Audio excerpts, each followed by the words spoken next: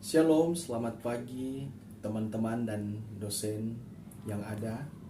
Saya Randy Januar Mandey, mahasiswa program Pasca Sarjana IAKN Manado, di mana saya akan membawakan materi dari mata kuliah Teori Kritis, Sistem Thinking, dan Analisis yang diampu oleh dosen Profesor Benny Binilang MS.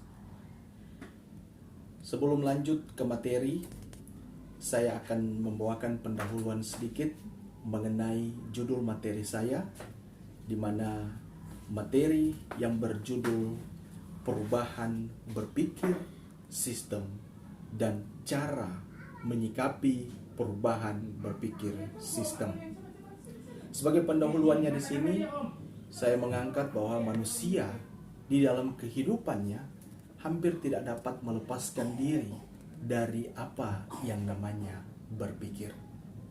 Hampir setiap detik, menit, jam dalam hembusan nafas kehidupan, manusia pastinya selalu berpikir di setiap aspek maupun lini kehidupan. Menurut Ibrahim El-Fiqi mengutip pendapat dari Jack Confield dan Mark Victor, dia menyebutkan bahwa setiap hari manusia menghadapi lebih dari 60.000 macam pikiran. Satu-satunya yang diperlukan pikiran adalah pengarahan. Jika arah yang ditentukan bersifat negatif, maka sebanyak itu pula pikiran akan keluar dari memori ke arah negatif. Dan begitu juga sebaliknya. Manusia dapat berpikir adalah salah satu kelebihan yang diberikan oleh Tuhan yang menciptakan kita. Tapi bagaimana kita akan membahas materi yang berjudul pengertian perubahan berpikir sistem dan cara menyikapi perubahan berpikir sistem?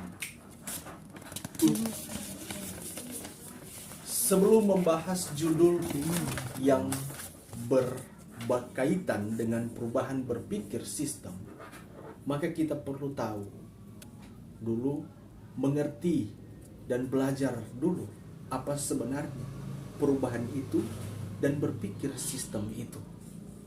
Perubahan adalah salah satu yang menyebabkan kondisi saat ini berbeda dengan kondisi yang akan datang.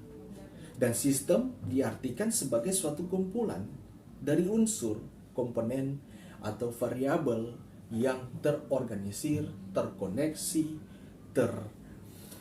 saling berinteraksi, tergantung, dan terpadu. Sesudah kita mengetahui akan pengertian tentang perubahan berpikir sistem, apa sajakah yang mempengaruhi proses berpikir itu sehingga boleh terjadi sebuah perubahan berpikir sistem itu sendiri, yaitu ada 4 faktor. Yang pertama, faktor global, faktor regional, faktor teknologi, dan faktor internal.